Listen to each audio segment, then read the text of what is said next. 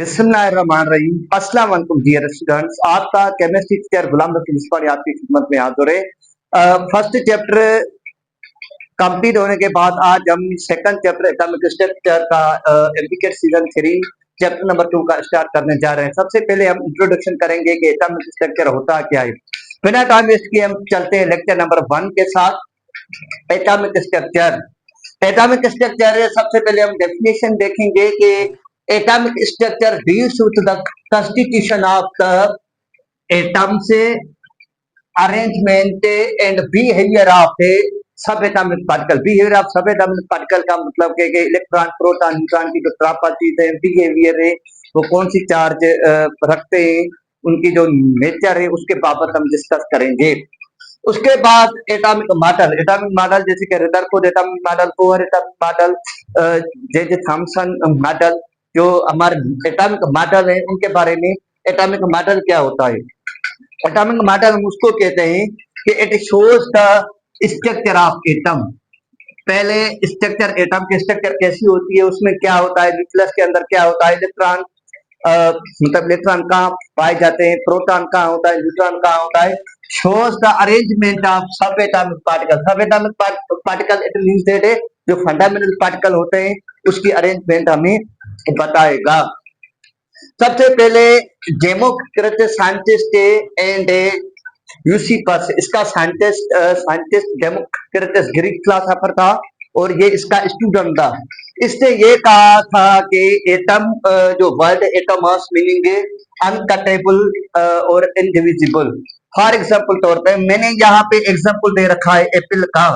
अगर ऐसी मतलब इसको कट करेंगे कि आखिरी हद तक ये कट नहीं हो पाएगा। इसी तरह से आफ्टर सम, इसका मतलब कि यही है कि 18th सेंचुरी की शुरुआत में 17 की मतलब लास्ट में जॉन डाल्टन आया था। ये John Dalton is the school teacher, he was the school teacher and also he give the ideas about all the matter are composed of a indivisible particle is called atom. And also second point is that John Dalton said that all the same elements have the same identical shape, same atomic number, same atomic mass, and also atom cannot be destroyed, cannot be created, and also atom combined to form the chemical combination to form the compounds। ये सारे postulates से Dalton atomic theory ने दिए थे। मैंने ये मतलब मैंने आपको ज़बानी तौर पे बताया। अच्छा, यहाँ पे इसने ये कहा कि जो हमारा मतलब इसने डेवलपमेंट की मॉडर्न एटॉमिक थ्योरी का नया एक चैप्टर ओपन हुआ जो जॉन डाल्टन। मैंने यहाँ पे एक पेन का एग्जांपल दे रखा है। इसका ये मतलब था कि भाई जो भी हमारा मैटर बना हुआ है वो एटम का बना है। अगर इस एटम को हम जूम करेंगे, जूम जैसे कि मोबाइल में हम किसी पिक को जूम करते हैं, इसी तरह से जूम करेंगे तो ये स्ट्रक्चर हमें एटम की मिलेगी। ये क्या है? हमारी structure of atom, structure of atom. इसकी मैंने जूम किया इसको, तस्वीर को, तो हमें क्या क्या मिला है देखें। यहाँ पे सेंट्रल पार्ट में न्यूक्लियस है, न्यूक्लियस में प्रोटॉन और न्यूट्रॉन पाए जाते हैं, और इसके अलावा इसके आउटर मोस्ट शेल, यहाँ पे देखें ये शेल है, K shell, L shell, M shell, N shell. इसी तरह से जो लास्ट वाला शेल है उसको हम कहेंगे last shell, valence shell, after most shell, ultimate shell इसको कहेंगे। ये इस शेल के जो लास्ट वाला शेल है उसके ये सारे नेम है। और जो सेकंड वाला शेल होता है उसको हम सेकंड शेल वाले को हम कहेंगे, मतलब जो लास्ट वाले के अंदर जो second shell, second last shell होता है वो पेनल्टीमेट शेल कहलाता है। अच्छा, वो कैसे देखें जरा। पेनल्टीमेट मतलब लास्ट वाला जो शेल होगा n-1। फॉर एग्जाम्पल तौर पर अगर नंबर ऑफ शेल 3 है, 3-1 तो क्या होगा 2, 4-1 तो क्या होगा 3। अच्छा, उसके अलावा जो यहाँ से न्यूक्लियस से लेकर जो इंटरनल जो अंदरूनी शेल होते हैं उसको हम कोर शेल कहेंगे, इनर शेल भी कहेंगे, इसको हम कर्नल शेल भी कहेंगे और शील्डिंग शेल भी कहेंगे। अच्छा, शील्डिंग शेल इसलिए कहेंगे क्योंकि यहाँ पे जो शील्डिंग इफेक्ट में आप स्टडी करेंगे तो यहाँ पे जो इलेक्ट्रॉन होते हैं, यहाँ पे जो इलेक्ट्रॉन होते हैं वो उसको शील्ड करते हैं। शील्ड का मतलब क्या होता है कि न्यूक्लियस का यहाँ से फोर्स ऑफ अट्रैक्शन, मैं आपको ये बताता चलूं कि न्यूक्लियस का फोर्स ऑफ अट्रैक्शन का मतलब है कि न्यूक्लियस से लेकर वैलेंस शेल जो लास्ट वाला जो इलेक्ट्रॉन है उसका फोर्स ऑफ अट्रैक्शन डिक्रीज हो जाता है। जैसे कि मैं सिंपल आपको बताता चलूं कि जैसे पापा को अपने बेटे को प्यार नहीं मिल रहा, जैसे कि अब ईद आने वाली है जहाँ पे आप देखेंगे कि ये जो इसका पापा ये इसका पापा है, ये बेटा है, इसका बेटा है, इसका बेटा है, इसका ये पापा क्या करेगा, पहले बेटे को 100 रुपया देगा, इसको 50 रुपया 50 रुपीज देगा, इसको 30 रुपीज 20 रुपए हर चीज देगा। जैसे कि इसका मतलब ये होता है कि फोर्स ऑफ अट्रैक्शन इंटरनली तौर पे यहाँ पे फोर्स ऑफ अट्रैक्शन ज्यादा है, यहाँ पे कम है, क्योंकि इसकी हिंड्रेंस की वजह से ये कहेगा कि पापा मेरा है, पापा मेरा है। तो इस वजह से इसको शीथिंग इफेक्ट है, कोर शेल इनर शेल इसको कहा गया है। अच्छा, वो जो न्यूक्लियस के मतलब इनका सेकंड सेकंड लास्ट शेल के जो अंतर जो शेल है उसको हम कहेंगे थर्ड लास्ट शेल है। थर्ड लास्ट शेल में हम क्या कहेंगे कि भाई एंटी पेनल्टी शेल कहेंगे इसको। इसका फार्मूला क्या होगा, एन माइनस से 2। अगर फॉर एग्जाम्पल तौर पे एन होगा 4 तो 4 माइनस 2 तो क्या होगा 2 नंबर ऑफ शेल। इसका मतलब ये हुआ कि ये स्ट्रक्चर थी एटम की। एटम के अंदर क्या मौजूद है, इसके अंदर यहाँ पे इलेक्ट्रॉन होते हैं जो रिवॉल्व करते हैं। अब हम डिस्कस करने जा रहे हैं कि डिफरेंट साइंटिस्ट ने डिफरेंट थ्योरीज दे रखी हुई है। देखिए यहाँ पे मैंने ये चार्ट आपको दे रखा है। डेमोक्रेटस से ल्यूसिफर से पहले आया था, उसने ये अपने बारे में बताया था कि भाई एटम इंडिविजिबल होता है। मैंने पहले ही मेंशन कर रखा है, आपको बताया।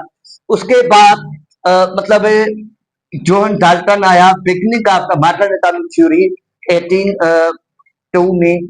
कोई बुक्स लिख रहा है कि 1808 1802 मतलब 18th सेंचुरी की शुरुआत हुई थी वहां पे जॉन डाल्टन जब ये किया था। उसके बाद 1897 1897 में डिस्कवरी ऑफ इलेक्ट्रॉन हुआ। डिस्कवरी ऑफ इलेक्ट्रॉन में भी काफी सारे साइंटिस्ट की एफर्ट्स है, कोशिश है, वो हम आगे डिस्कस करेंगे डिटेल में जाकर डिस्कवरी ऑफ इलेक्ट्रॉन में।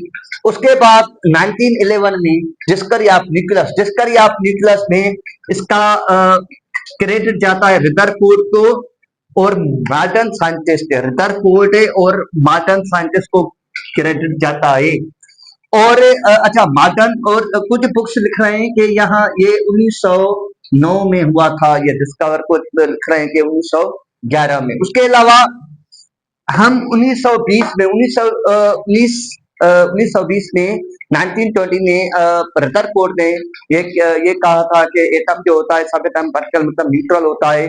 उसमें ये पहले ये था कि फॉर एग्जाम्पल तौर पे मैं आपको यहाँ पे बताता चलूं कि हाइड्रोजन और हीलियम 1 और 2 यहाँ पे तब न्यूक्लियस मींस न्यूट्रॉन डिस्कवर नहीं हुआ था, तो तब ये कहा जाता था कि भाई हीलियम 2 टाइम्स ग्रेटर थे हाइड्रोजन के साथ। लेकिन हकीकत क्या थी, हकीकत ये थी कि helium is 4 times greater than hydrogen. हकीकत ये थी कि क्योंकि वहां पे जो प्रोटॉन के साथ और मास था सब में पार्टिकल था, लेकिन वो कौन सा था उसमें फेल गया, वो फेल गया। उसके बाद 1932 में जेम्स टेलर के वो साइंटिस्ट आया जिसने इसके बाद वो डिस्कवरी ऑफ न्यूट्रॉन के बारे में डिस्कस किया। अच्छा, वो मैं आपको लास्ट में जाते जाते ये बताता चलूं कि जो जॉन डाल्टन के जो डिफेक्ट थे, जॉन डाल्टन ने जो बात ये कही थी कि भाई एटम जो भी मैटर हमारे होते हैं वो किसके बने होते हैं, एटम के। लेकिन ऐसा नहीं था कि देखिए जरा यहाँ पे फॉर एग्जाम्पल तौर पे ये साल्ट है और यहाँ पे मतलब क्या है, ये वाटर है, साल्ट है, वाटर है, और यहाँ पे मैंने ये मतलब ये आयरन का दे रखा है। अगर साल्ट बना हुआ है तो साल्ट सोडियम और क्लोरीन NaCl का मतलब है जो मेटर होगा वो आयन का भी बना होगा, वो मालिक्यूल का भी बनेगा, और एटम वो मतलब एलिमेंट जो बने होंगे वो एटम के ही होंगे। जाहिर बात है आयरन में इसके ज्यादा एटम होंगे। इसका मतलब ये हुआ कि डाल्टन का फर्स्ट मतलब जो डाल्टन ने अपना आइडिया दिया था वो फेल गया, क्योंकि मैटर सिर्फ एटम का नहीं बना हुआ था, वो आयन का भी बना होता है, वो मॉलिक्यूल का और एटम का भी खुद बना हुआ होता है। अच्छा, उसके बाद उसने कहा था कि भाई सेम एलिमेंट से the identical shape same atomic number मतलब प्रॉपर्टीज, मगर ऐसा नहीं हुआ। देखिए उसके बाद क्या हुआ, उसके बाद आइसोटोप्स डिस्कवर हुए। आइसोटोप में क्या हुआ कि देखिए यहाँ पे आइसोटोप में फॉर एग्जांपल तौर पर मैं आपको एग्जांपल दे दूं, कार्बन C6 टोल्यू, C613, C614, यहाँ पे सेम एलिमेंट्स तो हैं लेकिन atomic number sorry atomic mass क्या है, डिफरेंट है। ये भी इसकी मतलब जो वीकनेस थी, लिमिटेशन थी डाल्टन की, वो गलत थे। आइसोबार के बारे में उसने बताया। आइसोबार में क्या हुआ, उसने यही कहा था कि फॉर एग्जांपल तौर पर same different elements have same atomic mass but different atomic number. मैं एग्जांपल देकर आपको बताता हूँ कि कैल्शियम और आर्गन, कैल्शियम का 20 और आर्गन का 18, लेकिन एटॉमिक मास 40, इसका भी 40। मतलब यहाँ पे ये डाल्टन के जो डिफेक्ट्स है मैंने आपको थोड़े से आपके साथ शेयर किया। ये था इंट्रोडक्शन एटॉमिक स्ट्रक्चर का। इंशाल्लाह ताला नेक्स्ट वीडियो में हम आपके साथ हाजिर होंगे, जिस कर आप इलेक्ट्रॉन के साथ थे, और कोशिश करेंगे कि आपके साथ कंटेंट बहुत अच्छी तरह से पहुंचाए। मेरी दुआ है अल्लाह ताला से कि अल्लाह ताला आपके इल्म में इजाफा अता फरमाए। तब तक के लिए अपने केमिस्ट्री टीचर को दीजिएगा इजाजत है। दुआ में याद रखिएगा। अल्लाह ने के पास।